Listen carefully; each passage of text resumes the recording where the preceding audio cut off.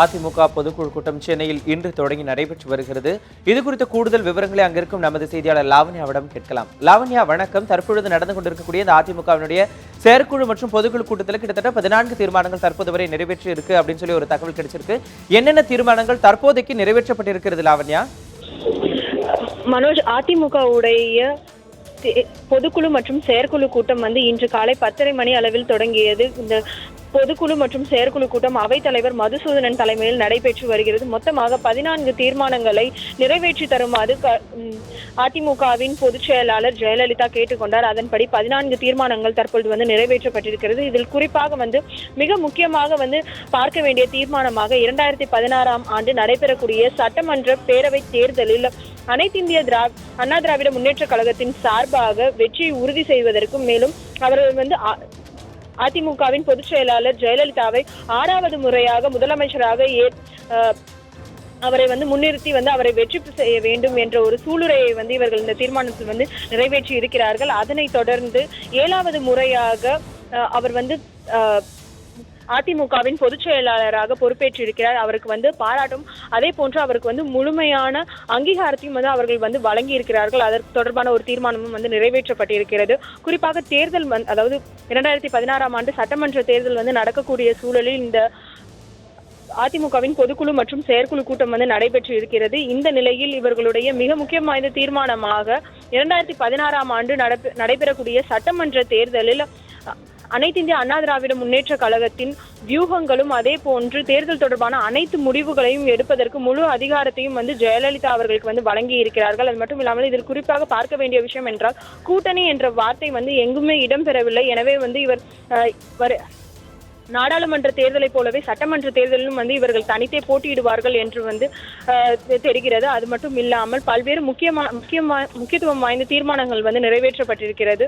குறிப்பாக மத்திய அரசிடமிருந்து, அதாவது ஏற்கனவே தமிழக அரசு கேட்டிருக்கக்கூடிய நிதியை மத்திய அரசு முழுமையாக வழங்கிட வலியுறுத்தியும் தீர்மானம் நிறைவேற்றப்பட்டிருக்கிறது. அதே போன்று மீனவர்கள் பிரச்சனையை மத்திய வெளியுறவுத்துறை அமைச்சர்கள் அளவில் உடனடியாக பேச்சுவார்த்தை தொடங்க வலியுறுத்தியும் தீர்மானம் நிறைவேற்றப்பட்டிருக்கிறது. அதே போன்று ஜல்லிக்கட்டு தொடர்பாக அவசர சட்டத்தை நிறைவேற்ற வேண்டும் என்ற கோரிக்கையை தமிழக அரசு ஏற்கனவே முன்வைத்திருந்தது. அதனையும் நிறைவேற்ற வேண்டும் என்பதை வலியுறுத்தியும் தீர்மானங்கள் நிறைவேற்றப்பட்டிருக்கின்றன.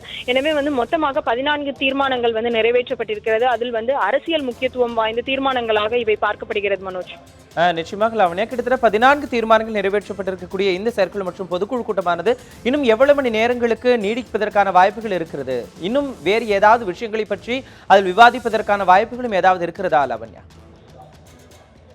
மனோஜ், குறிப்பாக பார்த்தீர்கள் என்றால் இந்த செயற்குழு மற்றும் பொதுக்குழு கூட்டம் இன்று காலை 10:30 மணி அளவில் தொடங்கியது. முதலாவதாக இந்த தீர்மானங்களை நிறைவேற்றி தருமாறும், அதன் பின்னர் 7வது முறையாக பொதுச் செயலாளராக பொறுப்பேற்றிருக்கக்கூடிய தமிழக முதலமைச்சர் ஜெயலலிதாவுக்கு முழு அதிகாரம் வழங்கியும் அவர்களுக்கான தீர்மானம் நிறைவேற்றப்பட்டது. அதனைத் தொடர்ந்து தற்பொழுது இந்த தீர்மானங்களை முன்மொழிவராக இந்த கட்சியின் அவைத்தலைவர் மதுசூதனன் முன்மொழிந்து கொண்டிருக்கிறார். அது மட்டும் இல்லாமல் பொதுக்குழு உறுப்பினர்கள் தற்பொழுது பேசிக் கொண்டிருக்கிறார்கள். எனவே இந்த பொதுக்குழு மற்றும் செயற்குழு கூட்டம் இன்னும் ஒரு மணி நேரம் அதிகமாக நடைபெறும் என்று எதிர்பார்க்கப்படுகிறது. குறிப்பாக இந்த பொதுக்குழுவில் அதிமுகவுடைய தேர்தல் தொடர்பான, அதாவது சட்டமன்ற தேர்தல் தொடர்பான முடிவுகள் எடுக்கப்படும் என்று எதிர்பார்க்கப்பட்டது. அதன் அடிப்படையில் தீர்மானங்களும் நிறைவேற்றப்பட்டிருக்கின்றன. ஆனால் இந்த தீர்மானத்தில் கூட்டணி தொடர்பான எந்த விதமான வார்த்தைகளும் இடம்பெறவில்லை. வியூகங்களும் முடிவுகளும் மட்டுமே தான் இடம்பெற்றிருக்கிறது. அதாவது அதிமுகவை பொறுத்தவரையில் அந்த கட்சியின் முழு அதிகாரத்தையும் தமிழக முதலமைச்சரும் அதிமுகவின் பொதுச் செயலாளருமான ஜெயலலிதாவிற்கு வழங்கி இருக்கிறது. எனவே இது தொடர்பான முடிவுகள், தேர்தல் தொடர்பான முடிவுகள் அனைத்துமே ஜெயலலிதா தான் எடுப்பார்கள் என்று சூளுரைக்கப்பட்டிருக்கிறது. அது மட்டும் இல்லாமல் அவர்கள் 6வது முறையாக தமிழக முதலமைச்சராக அமர்த்திட வேண்டும் என்று கூறியும் சூளுரைக்கப்பட்டிருக்கிறது. குறிப்பாக இந்த தீர்மானங்கள் அனைத்தும் நிறைவேற்றப்பட்டவுடன் இந்த பொதுக்குழு இன்னும் ஓரிரு மணி நேரங்கள் முடிவடையும் என்று எதிர்பார்க்கப்படுகிறது. மனோஜ். நிச்சயமாக லாவண்யா, கிட்டத்தட்ட 14 தீர்மானங்கள் நிறைவேற்றப்பட்ட பிறகு இந்த கூட்டணி பற்றி எதுவுமே பேசவில்லை அப்படின்னு சொல்லியிருக்கீங்க. ஆனால் இந்த 2016 தேர்தலை முன்னிறுத்தி அதனை அதற்கு தயாராகக்கூடிய வகையில் தான் இந்த செயற்குழு மற்றும் பொதுக்குழு கூட்டம் தற்பொழுது உருவாகி இருக்கிறது. இது நடந்து கொண்டும் இருக்கிறது.